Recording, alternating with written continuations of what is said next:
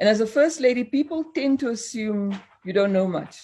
And I'm okay with that, as I'm not always in the mood to talk, and it gives me time to observe people and power. It's always a lesson to see how power is used by those who have it and how people who don't have it behave around it. It's fascinating to watch. The question I want each of you to ask yourselves today is, do you have a plan about how you will yield power? It seems like a simple question, but the reality is that the answer is complex. Power is corrosive. It does change people.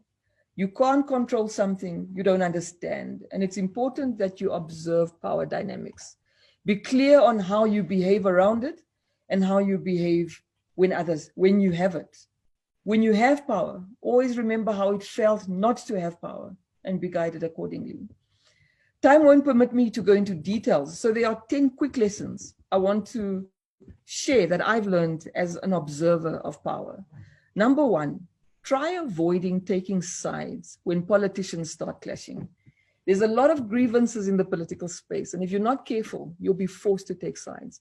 Politicians don't have permanent friends or enemies. They only have permanent interests. And when they fight each other, they normally don't include you when they make peace with one another. Number two, de-risk your political career with an economic vulnerability plan.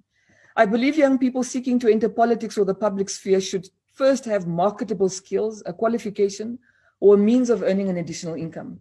There is no more vulnerable position than relying on the discretion of politicians for your livelihood, especially if you're unemployable outside of the public sector. Third, learn to accept defeat. I've seen many bright careers destroyed by the inability to accept defeat, whether it's electoral, whether it's not being considered for an appointment you felt you were best suited for, or given to someone who knows or does less than you. If you obtain public office, don't build your personality or your status around it. Positions are temporary.